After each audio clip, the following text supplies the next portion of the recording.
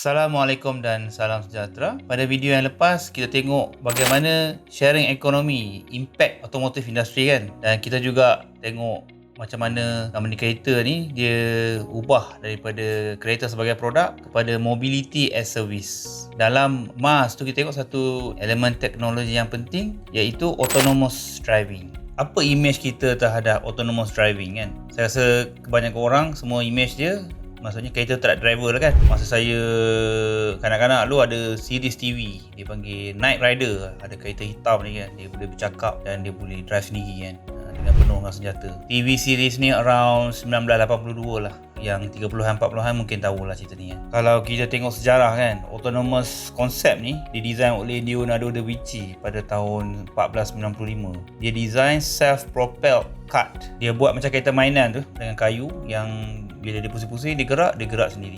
Kalau tengok awal macam 1920-an pun ada banyak usaha untuk reka kereta yang tak payah drive. Masa tu banyak guna radio wave lah, laser lah. Ada yang tahun 1928 tak silap saya, dia try tanam elektrik sensor bawah kat jalan kan. Dan kereta tu dia gerak macam Thunderbird lah, dia ikut arahan. Center dia gerak. Tapi semua teknologi gagal di-commercialize kan. Sampailah di zaman AI kan, di mana digital transformation berlaku, dah boleh proses data, AI algorithm boleh guna, teknologi computer vision makin maju. Kita tengok banyak teknologi autonomous sekarang dah wujud kan. Dalam R&D autonomous vehicle ni yang famous adalah DARPA Grand Challenge kan. Dia buat challenge untuk siapa yang boleh buat kenderaan yang tak payah drive ni kan. Memang dah lama, dia around 1960-an dia memang dah ada research, tapi first pertandingan ni around 2004 baru start. First competition ni dia diadakan di Mojave Desert pada March 13, 2004. Race course dia around 240 km. Tapi malangnya pada tahun 2004 tu tak ada siapa yang boleh finish the course. Semua kalah. Tapi yang hebatnya manusia ni, pada next year 2005 ada 5 kompetitor yang berjaya finish the course. Masa tu course dia 212 km. Yang number 1 ni dia finish dalam 6 jam 54 minit. Yang kelima yang finish course ni pun dia take 12 jam 51 minit. Lepas tu memang banyak kompetitor yang boleh finish lah, and then dia start fight siapa yang cepat kan. Begitu hebat lah manusia ni kan, bila kita nak buat benda tu betul-betul kita boleh buat kan. Dia dalam sejarah kalau kita tengok sebelum kita masuk autonomous ni pun sebenarnya kereta yang awal-awal dulu nak start pun susah kan. Kita kena pusing kan. Lepas tu dia ada start dengan key, lepas tu sekarang dengan button kan. Even power steering ke gear dulu kan manual kan, kemudiannya jadi automatic lah kan. So sebenarnya dalam kereta ni bahagian-bahagian kecil ni dah banyak part yang telah di automate sebenarnya. Cuma yang tinggal sekarang driver lah kan. Driver kita still kena bawa kereta kan. Dalam nak realisasikan autonomous drive ni, dia orang buat macam level lah. Level 1, level 0 sampai level 5. So level 0 ni maksudnya tak ada langsung autonomous lah, memang manual lah kan. Di mana 100% human kena drive lah, kena present kat situ, kena bawa dan semua situasi lah. Yang kemudiannya level 1 lah. Level 1 ni maksudnya driver assistance kan. Macam kalau kita tengok banyak kereta mewah kan, ada cruise control kan, dia lock jarak antara kereta depan tu, dia follow speed dia kan. Sistem-sistem ni boleh dikategorikan kepada level 1.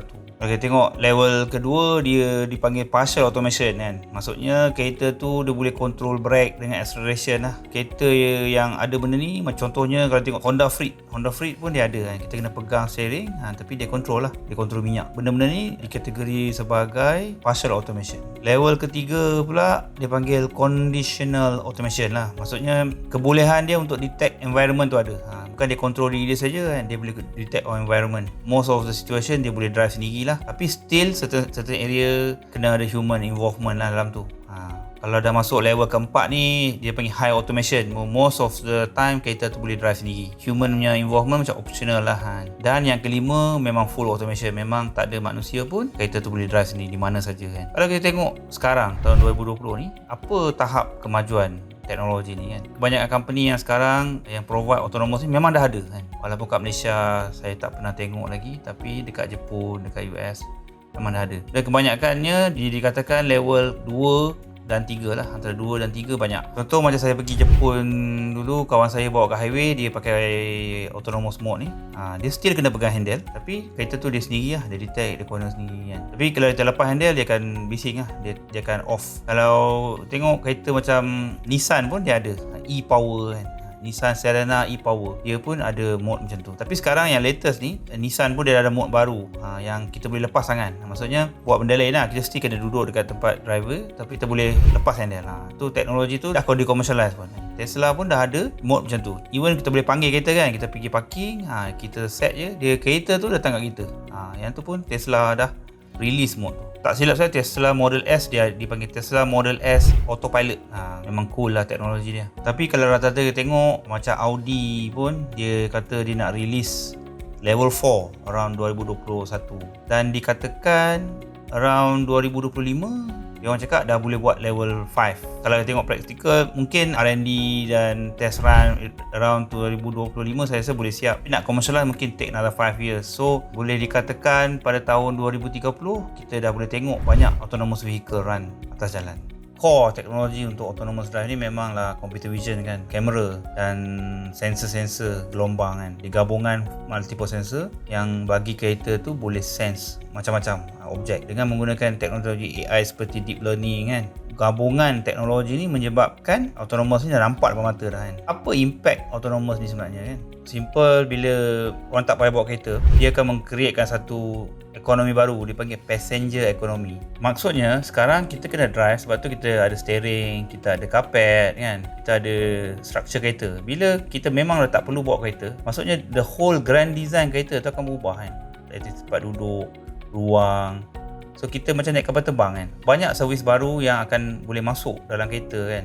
Maksudnya boleh tengok movie ke kan, even ada massage chair dalam kereta ke kan. So banyak servis-servis baru yang akan integrate dalam kereta. Benda ni itself akan innovate kan dan mengubah segala-galanya. Ada bisnes yang hilang, contohnya mungkin car mat tu tak perlu kan, steering pun dah yang sekarang tak perlu, gear pun mungkin tak perlu kan. So benda-benda ni akan disrupt certain industry dan create industri yang baru. Dan kalau kita tengok bila AI dah start bawa kereta, apa akan jadi kan? Maksudnya mungkin kita sekarang kita risau kan, kalau robot bawa kereta, AI bawa kereta boleh accident kan. Tapi apa yang dipredik adalah di sebaliknya. Bila autonomous driving teknologi ni dah betul-betul dah masuk, maksudnya dia lebih selamat daripada manusia sebab dia susah nak buat error dan dia boleh predict kan dengan multiple information yang serentak lebih banyak. Contoh macam negara-negara yang banyak orang tua, banyak accident yang terpaksa surrender license kan. Bila guna teknologi macam ni, benda betul boleh di-prevent kan, kita jadi passenger. Dan bila kereta kurang accident, apa akan berlaku? Insurance lah kan. So akan impact insurans kereta. Dan kedai-kedai mekanik lah kan, macam ada kedai ketuk kan, rosak, dia langgar sini, langgar sana kan.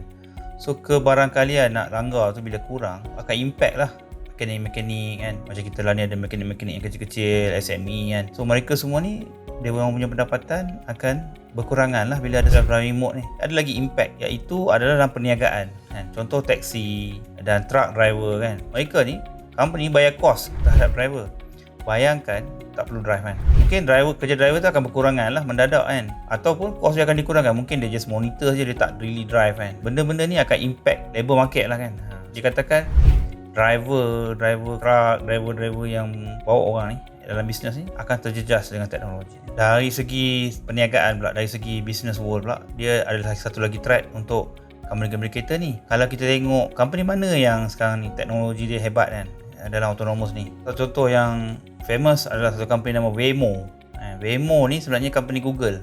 Google yang invest. New entrant dalam autonomous ni kebanyakan adalah company tech. Diorang ni lagi advance daripada company kereta sebenarnya. Bila dia orang ni dah ada teknologi kan yang boleh auto driving ni, maksudnya future dia orang akan license teknologi dia orang lah. Kita tengok contoh kan, service provider macam Google ke Amazon ni, dia orang dah ada banyak content sekarang yang boleh masuk dalam kereta. Google ni dia selain daripada yang Waymo tadi ni, dia dah ada platform untuk iklan. Bayangkan dia bawa masuk dalam kereta.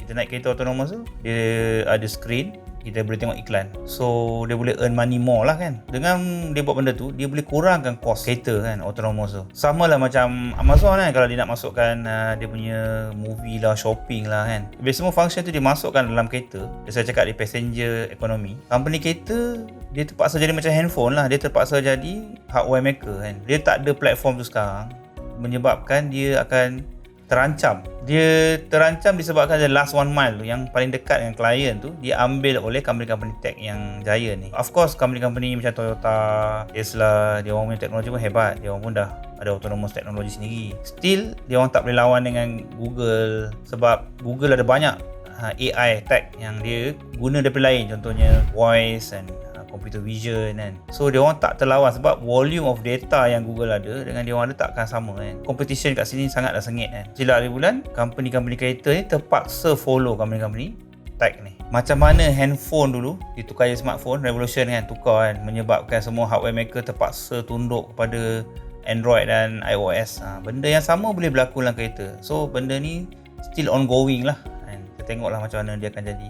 Jadi kalau kita refer video lepas, kita bayangkan dengan handphone kita boleh book kereta dan kereta tu bawa sendiri datang kat kita kan. Dan kita naik kereta tu pergi mana-mana dan drop, and then kita buat kerja kita, then next kereta datang. Kita boleh imagine tak apa damage dia dekat company kereta kan. Banyak kereta tak diperlukan kan. Kita boleh control guna mobile app kita je. As a customer, kita bayar untuk ride kita saja kan. Insurance pun mungkin dia per ride saja kan. Cost pun untuk per ride. Kita tak perlu own kereta. Benda ni nampak macam science fiction kalau kita duduk Malaysia lah. Tapi kalau kita pergi Jepun memang dah ada function ni banyak kan. Dan kita nampak benda ni akan datang. Tapi saya tak boleh nak predict lah apa akan berlaku dekat ekonomi Malaysia kan. Sebab negara-negara macam sedang membangun, kita masih ada challenges banding dengan infra negara-negara maju kan, yang di mana dia orang lebih mudah kan. Halangan ni contoh kalau siapa pernah pergi India ke Vietnam ke, yang tempat-tempat infra tu memang tak cukup lagi. Bolehkah autonomous drive ni digunakan? Yang ni pun satu challenges lah untuk company-company yang buat teknologi macam ni kan.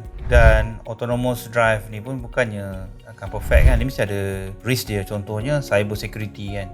Bila kereta dah penuh dengan komputer dan disambung kepada network, mesti ada risk dia kena hack kan. Bila kena hack, apa? So benda-benda ni pun actually tak nampak tapi perlu disediakan. Sama dengan network infra BMW. Kebanyakan sekarang dia panggil edge computing. Maksudnya kat kereta itself dah ada AI yang buat benda tu. Sebab kita tak akan sempat guna network. Dia akan jadi hybrid lah. Kita nampak feasible benda ni, tapi dia akan take masa lagi. Macam saya cakap ni, dalam 10 tahun kita akan nampak satu perubahan yang sangat drastik.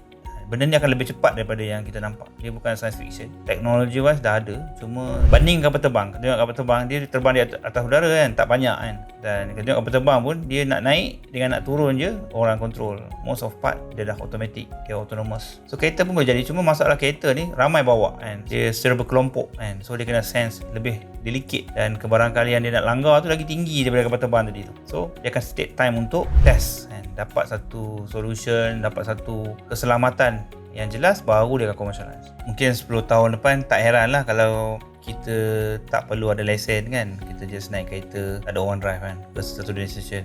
Dan makanan macam sekarang Grab, Foodpanda semua kan, mungkin tak dibawa oleh manusia lagi. Semua dibawa oleh autonomous vehicle. So benda ni kita bayangkanlah impact dia kan terhadap ekonomi kan. Saya harap kita semua nampak lah apa impact digital transformation ni sebenarnya. Okey, setakat ni dulu kali ni. Saya akan sambung pada video yang akan datang. Assalamualaikum dan salam sejahtera.